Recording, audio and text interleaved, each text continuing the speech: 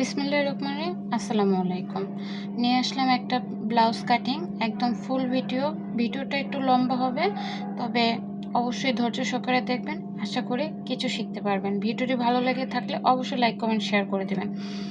তো আমি লম্বা মাপ নেওয়ার জন্য নিচে আমি কাপড় 1 ইঞ্চি পরিমাণে দাগ দিয়েছি। তারপর লম্বা আমি নিয়েছি 17.5 ইঞ্চি। যে আপুদের বডি 40 ইঞ্চি, এই আপুরা কিন্তু এই মেজারমেন্টটা রেখে দিতে পারেন লিখে। তো ব্লাউজের মাপ নিলাম লম্বা 17.5 ইঞ্চি এবং কাঁধের থেকে আমি নিচে নিয়েছি 7 ইঞ্চি। তো বডি নিয়েছি 40 ইঞ্চি আর কোমর নিয়েছি 34 ইঞ্চি। তো কোমরের যে 34 ইঞ্চি মাপ দিয়েছি তার থেকে 1 ইঞ্চি বেশি নিয়েছি, কারণ ওই যে 2টা টিকিন হবে সেই দাগটা আমি আগে বেশি করে নিয়ে নিলাম। আর বডির 40 ইঞ্চি, তার পাশে কিন্তু আরেকটা দাগ দিয়েছি আপনারা দেখতে পাচ্ছেন, সেটাও 1 ইঞ্চি বেশি নিয়ে নিয়েছি। কোমরের দিকে কিন্তু 2 ইঞ্চি পরিমাণ কাপড় বেশি নেওয়ার লাগছে, কারণ 1 ইঞ্চি আমার সেলাইতে চলে যাবে, সেলাই বাড়তে থাকবে, আর 1 ইঞ্চি আমার টিকিনে চলে যাবে, এই হলো 2 ইঞ্চি বেশি। তারপর পুট নিয়েছি আমি 14 ইঞ্চি, সেলাইতে যা যাবে আর যা থাকবে 14 ইঞ্চি আপনারা কাটিং করবেন। তো টিকিনের যে মাপটা দিলাম ওখান থেকে আমি 3.5 ইঞ্চি পরিমাণে দাগ দিয়ে নিয়েছি, মানে আমার দিক থেকে 3.5 ইঞ্চি পরিমাণ অপর পাশে দাগ দিয়ে তারপর টিকিনের মাপটা বের করেছি।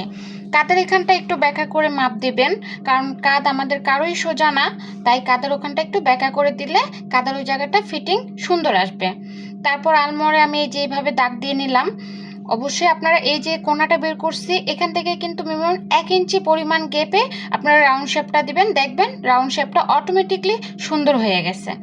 তারপর প্রথম বন্ধ পাশটা ছিল আমার দিকে, আমি কাপড়টা ঘুরিয়ে উল্টা পাশ, মানে যে উল্টা দিকে ঘুরিয়ে নিলাম, খোলা পাশটা আমার দিকে রাখলাম। তো আশা করি আপনারা স্ক্রিনে লক্ষ্য করে দেখতে পারতেছেন। অবশ্যই যদি আপনাদের কখনো কোথাও বোঝার ভুল, মানে বুঝতে কষ্ট হয়, অবশ্যই কমেন্ট বক্সে জানাবেন, আমি চেষ্টা করব আপনাদের কমেন্টের রিপ্লাই দেওয়ার। তো তারপর কিন্তু এই যে ব্যাক পার্টটা আমার কাটা হয়ে গেল। ব্যাক পার্টটা আমি এই কাপড়ের উপরে ফালিয়ে আমি চতুর্পাশে না, জাস্ট বুক পট্টি যেখানে হবে হুক পট্টি, সেখানে আমি 1/2 ইঞ্চি পরিমাণ বেশি রাখলাম হুক পট্টির ঘর করার জন্য। আর নিচের দিকে আমি 1.5 ইঞ্চি পরিমাণ রাখছি, আর সাইডে আমি 1/2 থেকে 1 ইঞ্চি পরিমাণ রাখছি। এই 3 সাইডে বেশি রেখে তারপর সামনের পার্টটা কাটতে হবে।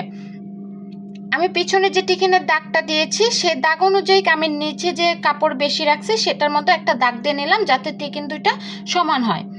তারপর আমি গলাটা কেটে নিব। অবশ্যই আপনারা যে আপনারা নতুন, অবশ্যই আপনারা একসঙ্গে কাটতে যাবেন না, আলাদা করে পাটটা তারপর কাটবেন। আমি একসঙ্গেই কেটে নিচ্ছি। পিছনের গলা হবে 5.5 ইঞ্চি। এই যে কোণাটা অনেক আপুরাই আছে গোল গলাটা করতে পারেন না সুন্দরভাবে, কিন্তু আপনারা নতুন যারা তাদের কিন্তু গোলই করতে হয়। তো এরকম বক্স করার পর 1 ইঞ্চি উপরের থেকে গোল করা শুরু করবেন, দেখবেন অটোমেটিকলি গোল সুন্দর হয়ে গেছে। তো আমি পিছনে নিয়েছি 5 ইঞ্চি আর সামনের গলা নেব 6.5 ইঞ্চি। তো এই সেমভাবে আমি বক্স করার পরে দেখবেন আনুমানিক আমি এমনিতে দাগ দিচ্ছি, কিন্তু মাপ দিয়ে দেখাচ্ছি আপনাদের 1 ইঞ্চি পরিমাণে কিন্তু হচ্ছে। তো এইভাবে আমি সামনের গলাটাও কেটে নিব।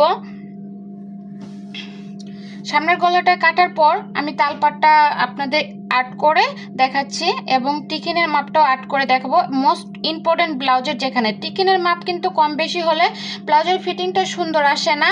তারপর আবার দেখা যায় যে টান থাকে, যদি কোনোটা কম বেশি হয় টান থাকে। আমরা অনেক আপুরাই আছি যে নিজেদের জামা কাপড়গুলো বানাই, বাসায় তৈরি করি, কিন্তু ব্লাউজটার সময় আমরা টেইলারে যাই বানাতে দিই। তো সে আপুরাও আশা করি আমার এই ভিডিও দেখার পর একদম স্টেপ বাই স্টেপ আপনারা শিখে যাবেন ইনশাল্লাহ। তো দেখেন আমি কিন্তু এই যে কাঁধের এখানেও বক্স করে নিচ্ছি, যাতে তালপাটটা কাটতে এবং টিকিনটা দিতে সুবিধা হয়। ঠিক আছে, এই যে দেখুন কোনাটা যে বেরোইছে, কোনা বরাবর আমি টিকিনের মাপটা দিয়ে নিলাম, যেটা আরমোল থেকে ধরে টিকিনের মাপ দেওয়া হয়। তারপরে এইভাবেই কিন্তু আমি কোনা করে নিচ্ছি, একদম গলার যে ছড়ানো মাপটা সেখান থেকে ধরে আমি কিন্তু 9.5 ইঞ্চি পরিমাণ এই যে বুকের কাছে যে টিকিনটা হয় সেটার দাগ দিয়ে নিলাম। তারপর আমি ধরে গোল করে দেখলাম যে কতটুকু পরিমাণে রাখলে বাটিটা সুন্দর হবে, মানে টিকিনগুলো গোলটা সুন্দর হবে।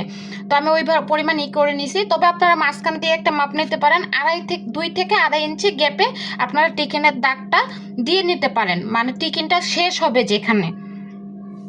আর এই তালপাটটা কাটার সময় যে এটা আপনারা খেয়াল রাখবেন, সমান করে কাটে, যদিও এক একজনের কাটিং এক এক রকম। আমি যেটা করি আপনাদের সেটাই বোঝাচ্ছি। তালপাটটা আমি এই টিকিন যে জায়গাটায় দিব সেই জায়গাটা আমি একটু বাঁকা রাখবো, কারণ যখন টিকিনটা দিব আমি যদি সমান করে কাটি, ঠিক আছে, গোল করে, তাহলে কিন্তু ভিতরের দিকে ঢুকে যায়। তো এটা যখন আমি টিকিন দিব তখন কিন্তু সমান হয়ে যাবে। আর যদি সমানও না হয়, একটু বাঁকা থাকলে আপনারা সমান করে নিতে পারবেন। তারপর নিচের দিকে যে সাইডে একটু অল্প এরকম কেটে নেবেন। শেষ। এখন আমি কাটবো হাতাটা। হাতার লম্বা হবে 22 ইঞ্চি আর মুখে হবে 8 ইঞ্চি। এটা টিপ বোতাম দেওয়া হবে।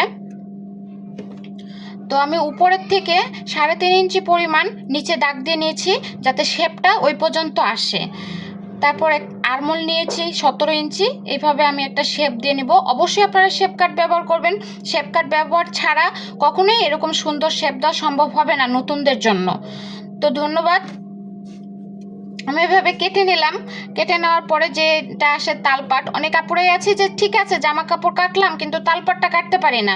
তো তালপাটটা আপনারা খুব সহজে কিভাবে কাটবেন আমি সেটাই দেখিয়ে দিচ্ছি। এটা হলো মাঝ বরাবর আমি একটা দাগ দিয়ে নিচ্ছি। শেপ কাটের উপরের সাইডে যেটা রাউন্ড সাইডে, সেই রাউন্ড সাইডে আপনারা এইভাবে ধরে তারপর দাগটা দিয়ে নেবেন। এই যে দেখলেন কিভাবে সুন্দরভাবে দাগটা হয়ে গেল এবং তালপাটটা কাটা হয়ে গেল। ধন্যবাদ সাথে থাকার জন্য। আসসালামু আলাইকুম।